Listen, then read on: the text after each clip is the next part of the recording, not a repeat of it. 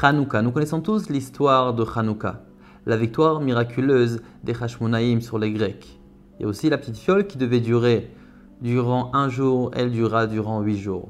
Sur ce, les Chachamim ont instauré de fêter les 8 jours de Hanouka en tant que Yemé Simcha, des jours de joie, mais aussi les Hodot ou le Halel, de remercier Akadosh Baruch Hu et de louer Akadosh Baruch Hu, de le glorifier pour ses miracles.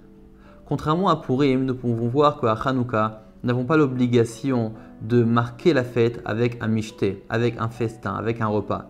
Contrairement à cela, à Purim, une des mitzvot du jour, c'est le mishté, c'est le festin. La raison à cela est que le décret des Grecs sur les Juifs durant la période de Hanouka était des décrets spirituels. Comme on sait très bien, comme on dit dans la Tfila,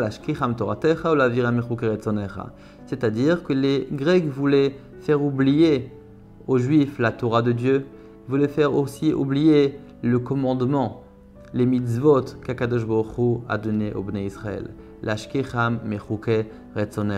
Et c'est pour cela qu'on le fait aussi plus spirituellement. Les Hodot ou l'Halel, nous le glorifions et nous le remercions pour les miracles. Contrairement à ça, à Purim, nous voyons que le décret de Haman était d'exterminer les Juifs totalement, c'est-à-dire pas simplement la Neshama, mais surtout le corps. Et c'est pour ça que nous faisons aussi un mishté matériel pour célébrer aussi matériellement le décret qui devait se faire sur les Juifs et que nous avons été sauvés donc miraculeusement.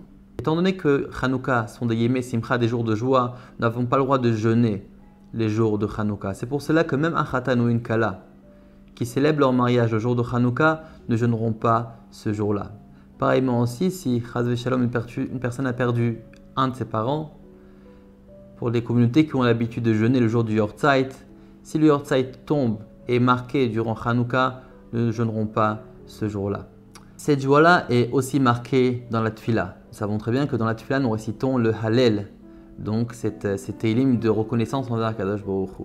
Mais aussi, nous avons un passage spécial dans la Hamida, dans le Birkat Hamazon, le passage de Ve'al Anissim, pour marquer les jours de Hanouka. Une personne qui aurait oublié de dire le Ve'al Anissim, dans la Hamida, donc dans le Shemona Esrei, s'il a dépassé le Ve'al Anissim et mentionné le nom de Dieu, la bracha qui vient après le Ve'al Anissim, ne reviendra pas en arrière. S'il n'a pas encore récité le nom de Dieu, Baruch Ata Hashem, il pourra donc reprendre le Ve'al Anissim.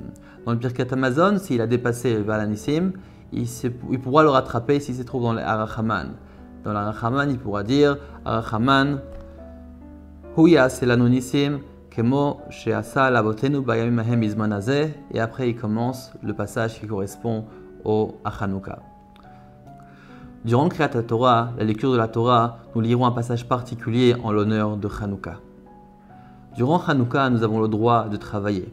Concrètement, à partir du moment où nous allumons les bougies, c'est-à-dire la première demi-heure, à partir de l'allumage, nous ne devrons pas travailler, et en particulier la femme qui était vraiment une partie active du miracle de Hanouka, il faudra très attention de ne pas travailler durant cette première demi-heure. Travailler, c'est-à-dire toutes les tâches qui sont interdites de faire durant Yom Tov. Par exemple, une femme qui a besoin de cuisiner impérativement durant cette demi-heure-là, elle pourra le faire. Par contre, faire autre chose, d'autres travaux, comme par exemple le repassage, etc., ça, elle n'aura pas le droit de faire durant cette première demi-heure.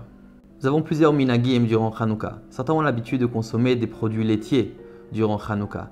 Évidemment, nous connaissons tous aussi le minag de manger des soufganiyot, des beignets ou des latkes, donc des mets qui sont trempés et frits dans l'huile en souvenir de l'huile de Hanouka.